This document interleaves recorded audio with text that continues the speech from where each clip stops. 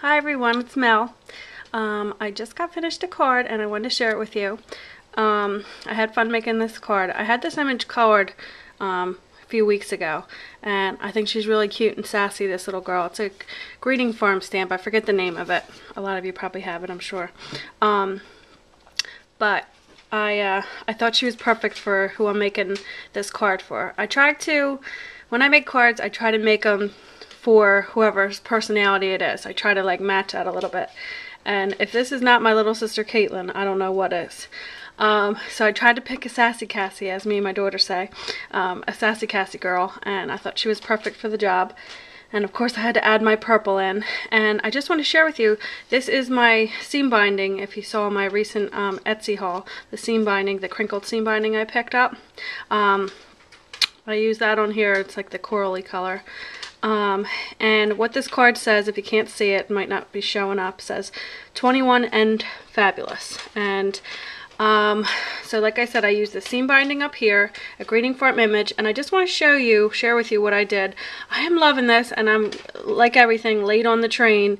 I did that with spellbinders, I did that with these little things, but that's however it works. I tend to go backwards, but I'm really loving this mesh bling, and this is still the mesh bling that Candy from Bon Bon Scraps sent me in a little mini rack, and I am making it last, and I'm going to show you how.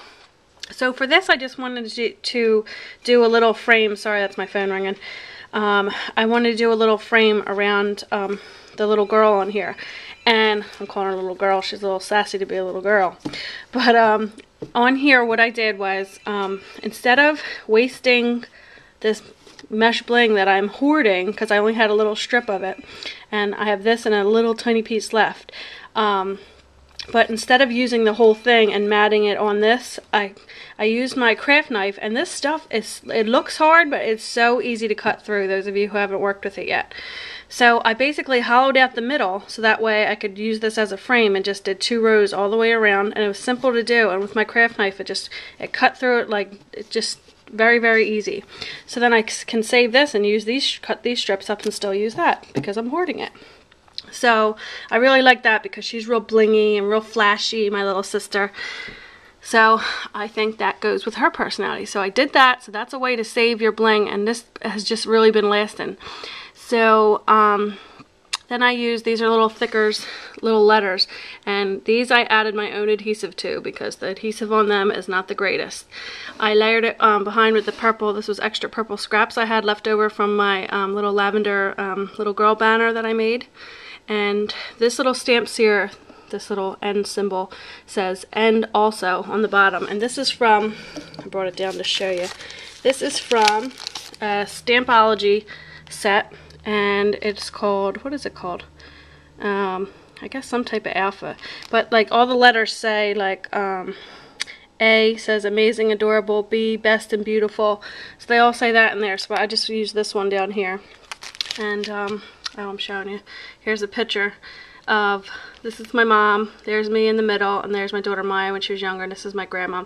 We wanted to do a generations photo to show the grandmother, great-grandmother, grandmother, mother, and daughter. So that's that there. Since I'm showing it, I might as well tell you what's in it.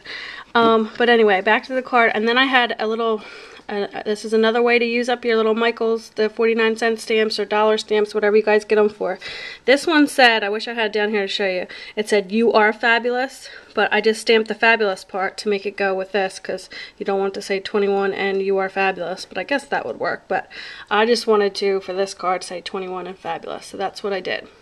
And the back here, this is that, if you guys saw my haul from the scrapbook store that was closing down, this was that basil that came in like in a sheet like this, like the full sheet, and I folded in half, and I embossed, I ran it through my, I have 1 or 2 big, and I love these ones, I wish they would come out with more of them, the Cut-A-Bug folders that are 5x7, so you can do cards like this.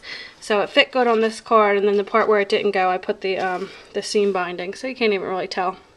But I use my, also from this scrapbook store closing, I'm already using the goodies. I use this, which is pigment, brush pad, and apricot. And I just kind of went over the polka dots to kind of pull them out so it wasn't so stark white behind there. And kind of, I don't know if you can see that. Yeah, you can see that there. And I did the same thing here and inked around that. So I think this is perfect. Little blingy card for my little sister. She's turning 21. She's super excited. She's trying to plan out. None of us in our family are big drinkers or anything, but I think she's going to be that night. So she's trying to plan what she's going to do and trying to drag us out there. I said, I'm getting too old for that. But who knows, she'll probably get her way and get us all dragged out for that night. So that ought to be fun. But thank you guys for watching, and I will talk to you soon. Bye.